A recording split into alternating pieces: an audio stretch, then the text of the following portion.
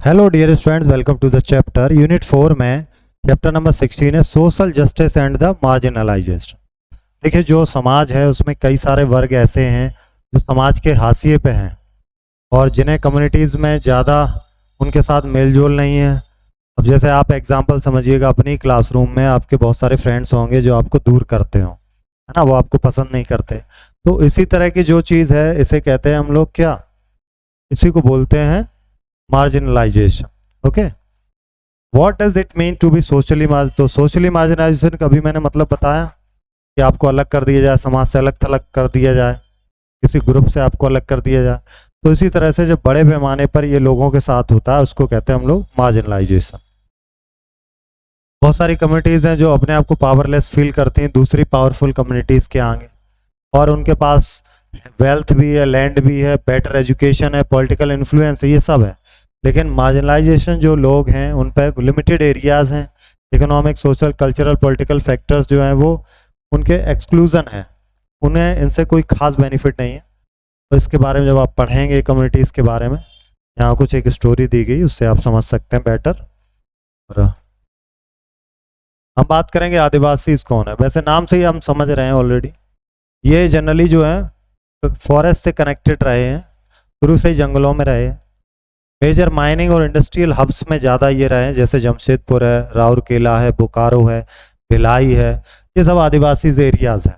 Adivasis are not one single group, कोई single group नहीं, इनके 500 डिफरेंट आदिवासी ग्रुप हैं पूरे इंडिया में। अगर आप देखें तो 500 डिफरेंट ग्रुप्स हैं इनके, स्पेशली कुछ डिस्ट्रिक्ट में, लाइक स्टेट्स में, छत्तीसगढ़, झारखंड, मध्य प्रदेश, उड़ीसा, गुजरात, महाराष्ट्र, राजस्थान, आंध्र प्रदेश, वेस्ट बंगाल, और नॉर्थ ईस्ट में बात करें तो असम, मणिपुर, मेघालय, मिजोरम, इन इलाकों में आदिवासी कम्युनिटीज़ पाई जाती है।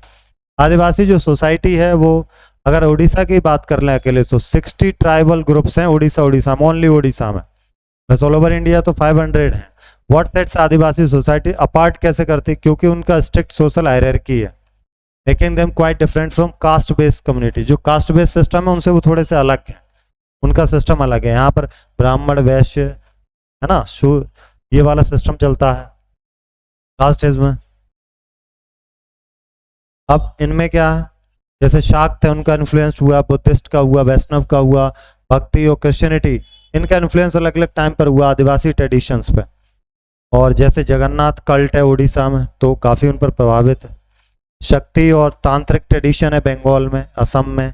19th सेंचुरी के दौरान बहुत सारे आदिवासी तो कन्वर्ट हो गए क्रिश्चियनिटी में, which has since become a significant religious in their communities. तो ज़्यादातर आदिवासी जो है वो ईसाई धर्म को अपना चुके हैं। बहुत पहले अंग्रेजों के टाइम से ये स्टार्ट हो गया था। वो अपनी खुद की लैंग्वेज बोलते हैं जो कि पुरानी संस्कृत भाषा से अलग है।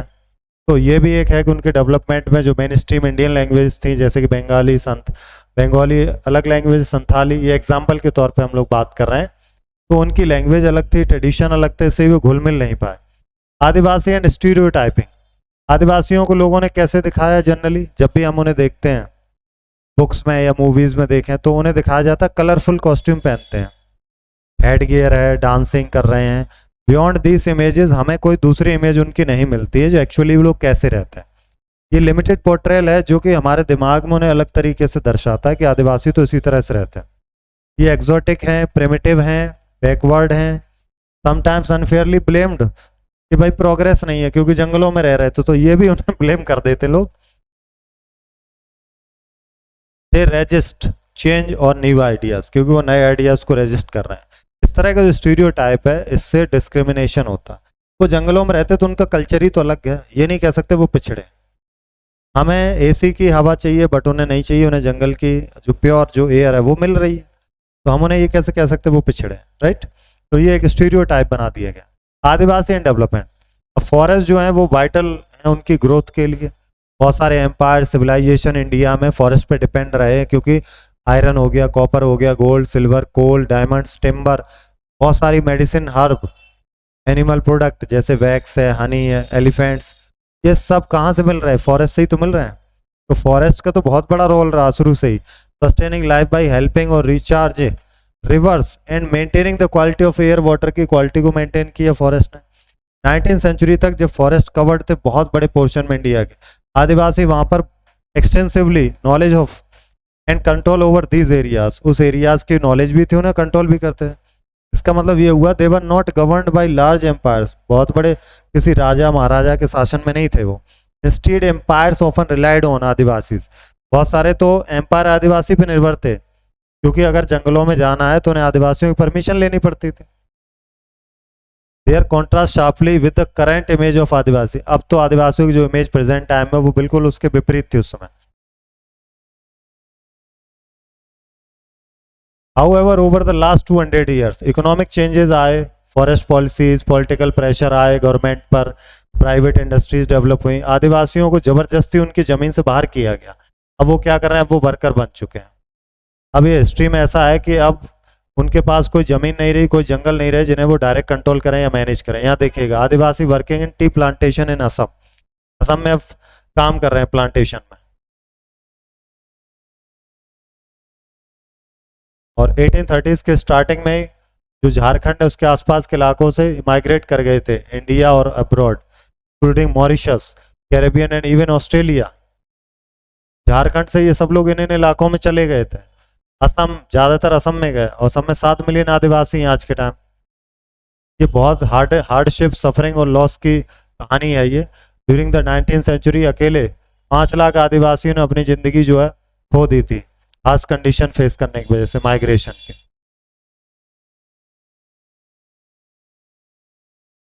Large area of forest land have been cleared for timber, के लिए जंगल काट दिया गया, जो मिनरल्स में रिच था आदिवासियों का, है ना। और ये माइनिंग प्रोजेक्ट्स दे दिए, इंडस्ट्री वहाँ पे लगा दी। ऑफिशियल फिगर बताता 50% जो है वो डिस्प्लेस कर दिए गए माइनिंग प्रोजेक्ट्स की वजह से। और सर्वे इंडिकेट करता कि 79% डिस्प्लेस हुए हैं पीपल, कहाँ पर, आंध्र प्रदेश जैसे डिस्ट्रिक्ट में, छत्तीसगढ़ में, ओडिशा में, झारखंड में Adivasi. Many tribal lands have been submerged by the dams build in independent India, आज़ाद भारत के बाद तो जो डैम बनाए गए तो उसमें बहुत सारे इलाके चले गए उनके, और हैविली मिलिटराइज कर दिए गए। According to the wild life institution of India, report है नवंबर 2023 की, इंडिया हैज 106 नेशनल पार्क, भारत के 106 नेशनल पार्क हैं, 573 वाइल्ड लाइफ सेंचुरीज हैं, covering areas where Adivasi once lived, उन सब इलाकों में जहां कभी किसी जमाने में आदिवासी रहते थे, but were evict from, if they remain in these areas they are labelled as encroachers, वहां से निकाल दिए गए। अगर वो आज भी उन एरियाज में रहते तो उन्हें एनक्रोचर कहते, यानी कि वो जमीन कब्जा रहे हैं, जबकि वो उन्हीं के एरिया थे, उन्हीं के इलाके थे जहां वो रहते थे। Losing their land and forest access means Adivasi loss their main source, जमीन ही छिड़ गई, उनका मेन सोर्स तो वही था लिवलीहुड का, फूड का, और उनके जो पूर्वजों की ज़मीन थी उनसे उनका कंट्रोल हट गया। बहुत फोर्स किया गया कि वो शहरों में चले जाएं और कम मजदूरी पे काम करें, कंस्ट्रक्शन साइट पे काम करें, और कुछ लोग जो है गरीबी के जाल में फंस गए, शहरों में ही रह गए। 45% है ट्राइबल पॉपुलेशन की जो रूरल एरियाज में रहती, 35% है जो अब शहरों में आ गई है, और इनके लिए भी वही सब चैलेंजेस है। Mail nutrition among tribal children, बच्चों के लिए पोषक तत्व वाला जो भोजन है वो कैसे प्रोवाइड हो पाए। वैन आदिवासीज आर डिस्प्लेस, जब ये डिस्प्लेस किए गए, मोर देन जस्ट केवल इनकम ही नहीं खोई उन्होंने अपना ट्रेडिशन, कल्चर, जिंदगी जीने का तरीका सब उनका खो गया। गोविंद मरन, इसी पर डिस्प्लेस्ड बाय ये रिफाइनरी प्रोजेक्ट आया था उड़ीसा में, उससे उन्हें डिस्प्लेस किया गया। Saying they took our farming land, कि वो हमारी जो है फार्मिंग लैंड ले रहे हैं। दे लेफ्ट सम हाउसेस, कुछ घर छोड़े। दे टुक द क्रीमेशन ग्राउंड, और जो क्रीमेशन ग्राउंड था जो कि उनका कहेंगे तो स्मशान था, उसको जगह को छोड़ दिया। टेम्पल, ऑल पॉन्ड, तो हम कैसे सर्वाइव करें। Has seen the economic and social aspect tribal life deeply interconnected, ये सब इंटरकनेक्टेड है एक दूसरे से। अगर एक एरिया इफेक्ट होती तो दूसरी इफेक्ट होगी। लैंड, होम, ये क्या है, बहुत ही पेनफुल और वायलेंट था इन लोगों के लिए वहां से छोड़ना। माइनॉरिटीज एंड मार्जिनलाइजेशन, देखिए माइनॉरिटीज की अगर बात करें तो इंडियन कॉन्स्टिट्यूशन जो है वो फंडामेंटल राइट्स देता है कि जो माइनॉरिटीज हैं उन ग्रुप्स को क्या मिलेगा।